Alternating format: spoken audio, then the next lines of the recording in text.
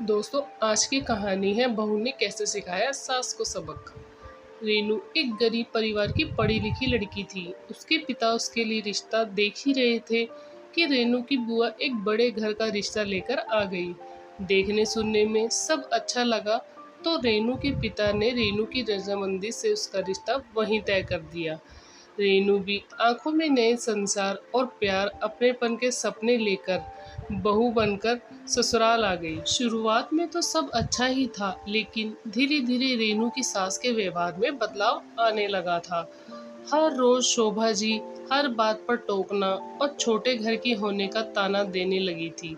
शादी के 5 दिन बाद ही घर के सारे कामकाज का भार शोभा जी ने रेनू पर डाल दिया और खुद सिर्फ हर काम में कमी निकालने में लगी रहती। एक दिन सब्जी में नमक थोड़ा ज्यादा हो गया तो शोभा जी चिल्लाते हुए बोली, कुछ सिखाया नहीं तेरी माँ ने ढंग से काम करना, वरना। रेनू धोने के कपड़े लेकर वॉशिंग मशीन की तरफ बढ़ी तो शोभा जी चिल्लाते हुए बोली, तुझे पता भी है मशीन चलाने में बिजली का बिल कितना आता है? बिजली का बिल क्या तेरा बाप भरेगा? चुपचाप बैठकर हाथ से कपड़े धो ले। जब रेनू पग फेरे के लिए मायके जा रही थी तो शोभा जी बोली, शादी में तो तेरे बाप ने कुछ दिया नहीं।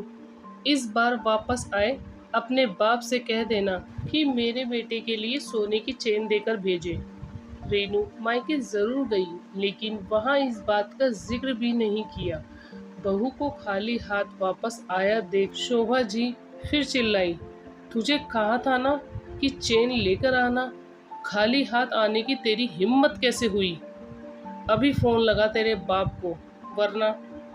इस बार बाप का नाम लेते ही रेनू के सब्र का बांध टूट गया और वो भी ऊंची आवाज में बोल पड़ी, वरना।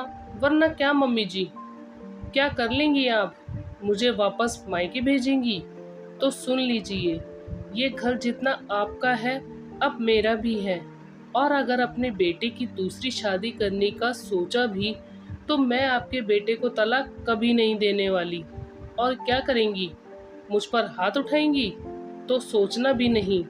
आप बड़ी हैं इसलिए हाथ नहीं उठाऊंगी, लेकिन उठे हुए हाथ को ऐसा मरोड़ूंगी कि दोबारा उठाने लायक भी नहीं रहेगा।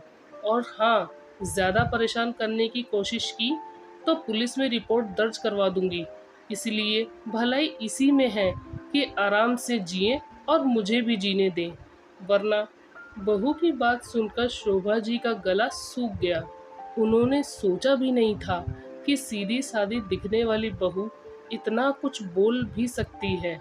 पसीने से तर शोभा जी की सांस फूलने लगी तो रेनू ने पानी का गिलास पकड़ाते हुए कहा, मम्मी जी, यदि आप चाहती हैं कि मैं इस बात का जिक्र किसी से ना करूं तो विश्वास रखिए नहीं करूंगी, लेकिन यदि आप चाहती हैं कि मैं आपकी इज्जत करूं तो खुद को सुधारने में ही भलाई है।